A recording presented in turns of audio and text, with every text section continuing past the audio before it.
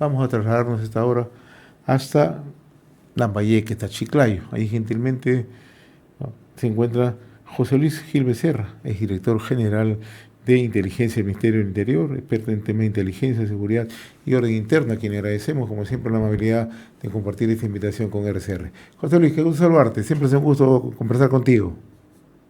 José, muy buenos días, muchas gracias por la invitación y estamos atentos a tus preguntas. Sí, nosotros estamos mirando muy de cerca este proceso electoral, ¿no? Y mirando de cerca este proceso electoral, uno de los temas más preocupantes, más allá de las propuestas que se están dando a conocer de parte de los candidatos, es la influencia que tiene las economías ilegales, de manera puntual la minería ilegal. Tú que tienes una perspectiva, que viajas permanentemente por distintos puntos del territorio nacional, ¿cómo estás observando esta situación, por favor? Bueno, cada vez que analizamos el tema nos da mucha más preocupación por lo que está pasando en el país. Efectivamente, tú has hablado de dos puntos que son muy importantes, ¿no? La generación del recurso ilegal a través de una de las economías criminales, y has hablado del poder político, en síntesis, ¿verdad? Y vamos a unir estos puntos para ver el nivel de gravedad que tenemos en este país, en nuestro país, sobre estos puntos. Fíjate, nosotros sabemos que el fenómeno criminal, poco comprendido en el país por las autoridades, ¿no? Muchos creen que ya saben de qué se trata y todavía no saben de qué se trata porque no imaginan, o no se han enterado o no quieren enterarse que en el país tenemos más de 17 organizaciones criminales transnacionales que están en el Perú, y eso se demuestra con los detenidos que hay, con la gente que ha sido capturada, que representa a esas organizaciones criminales transnacionales de otros países. Entonces, ese primer punto, ¿verdad? Nos hace ver de que estas organizaciones se dedican a recolectar dinero, a copiar dinero de las economías criminales. Y la forma más avanzada, entre comillas, de recolectar ese dinero es a través de la minería ilegal. Es a través de haber optado, captado y desarrollado la minería ilegal, no solamente en Patás, sino en otros puntos que no estamos viendo en otros puntos del país, en la zona norte, incluso en la zona de Ancash, en Arequipa, y ahora se está trasladando también en el Cusco. Hay algunos indicios de este tipo de actividades, fíjate.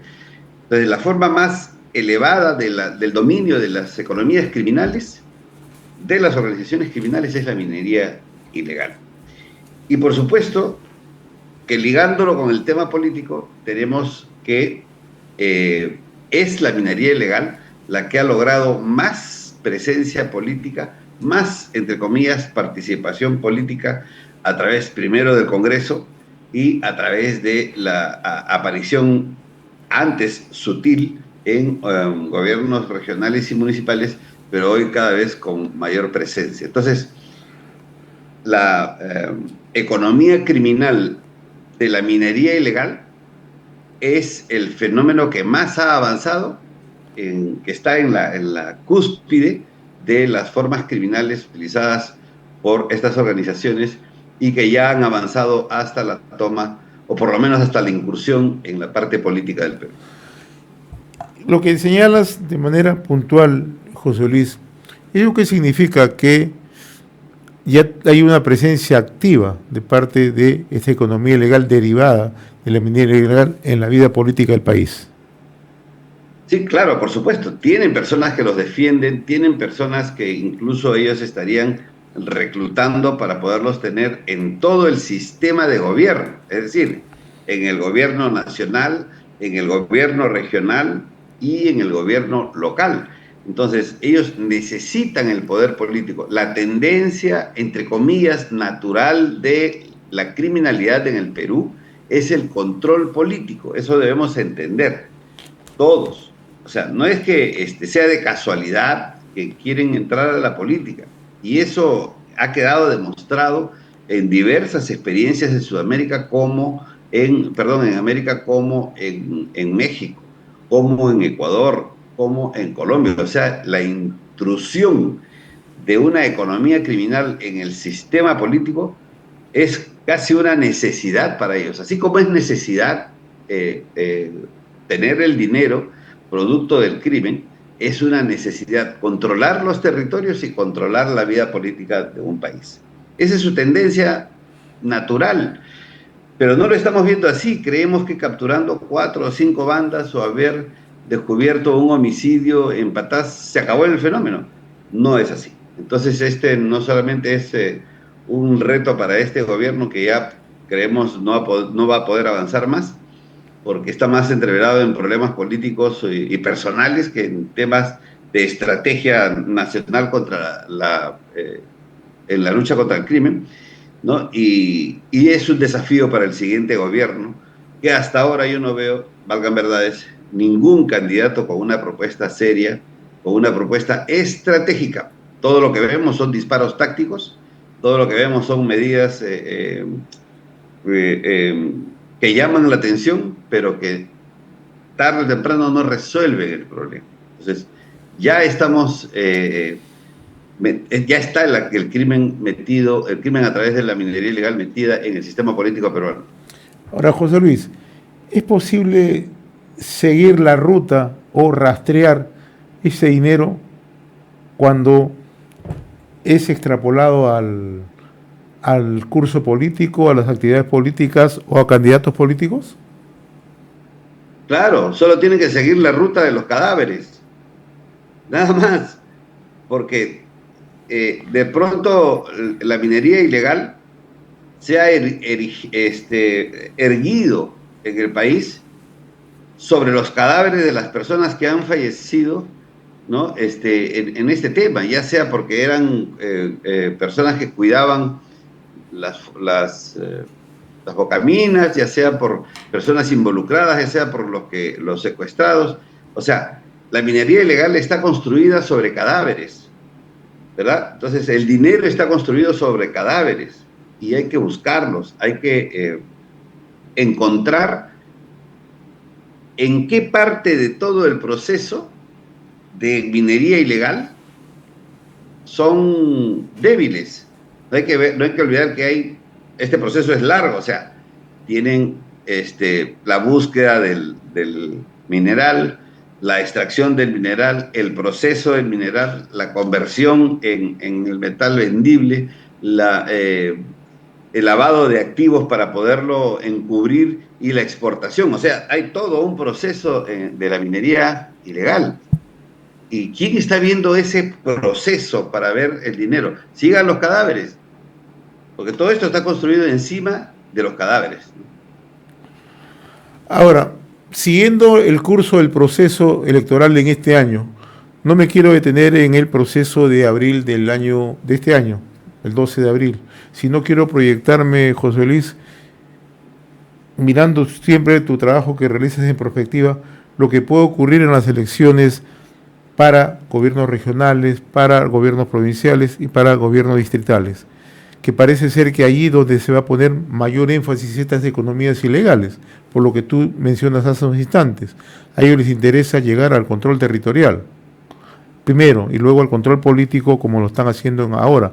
Entonces, parte de ese objetivo, ¿crees tú que es controlar regiones, distritos, provincias?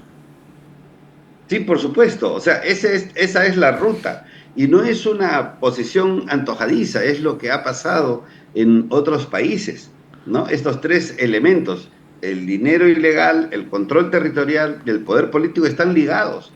En cualquier país de Sudamérica donde ha pasado este problema y tal vez en otros países del mundo, un analista puede decir, bueno, efectivamente estas tres cosas van a pasar. Entonces, no es difícil prever, ¿no es cierto?, que en estas elecciones, donde hay mucho de por medio para los mineros ilegales, ¿no es cierto?, cualquier persona que sea un peligro o un estorbo para el proyecto, nuevamente entre comillas, ¿no es cierto?, de la minería ilegal, para darle formalidad, esta persona va a tener que salir a sangre y fuego.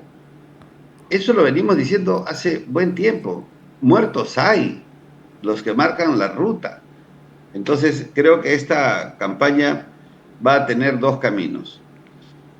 O terminan corrompiendo a todos los candidatos posibles en las zonas mineras, o terminan matándolas, ¿no? Claro, terminan corrompiéndolas para integrarlas a su sistema, o terminan asesinándolas para poner una persona que ellos elijan.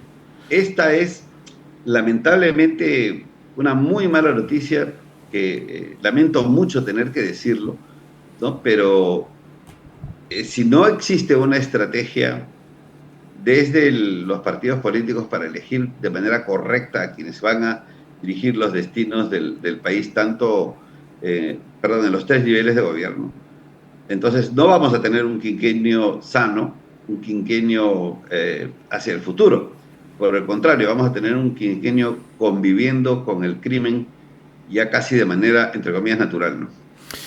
El último viernes, José Luis, conversaba acá con la jefa de políticas públicas del IPE, Instituto Peruano de Economía, y ellos han realizado un estudio bastante interesante, dando a conocer que hoy la economía ilegal de oro mueve más de 12.000 millones de dólares. Pero nos dio un dato interesante y te lo traslado porque tú viajas mucho, eres analista de inteligencia a la par. Nos decía que con el dinero que ellos tienen están preparados para manejar hasta 10 campañas políticas. 10 campañas políticas. Ese es el dinero que se mueve. Entonces, mirando la magnitud, ¿qué tenemos que hacer para frenar este avance que de una u otra manera va a tener un efecto contra el propio sistema democrático del país? Bueno, yo creo que siempre lo he dicho, aunque a veces caiga pesado, que lo primero es que las autoridades y finalmente el público tiene que educarse en el fenómeno, o sea, ¿de qué se trata? No solamente partir de las sensaciones o de lo que se ve en la televisión, estudien el fenómeno. Si son autoridades, estudien el fenómeno para que entiendan la gravedad. Porque una vez que conozcan la verdad, si hacen lo que deben hacer de manera correcta, podríamos iniciar el cambio del país. Pero tienen que entender que la minería ilegal no solamente es para volver millonarios a unos cuantos, sino que además destruye la economía del país. El hecho que el IPE diga que mueve 12.000 millones de dólares, no los mueve en beneficio del país, sino los mueve en beneficio del crimen, ¿no es cierto? Entonces, ¿por qué? Porque el dinero ilegal genera varios otros problemas.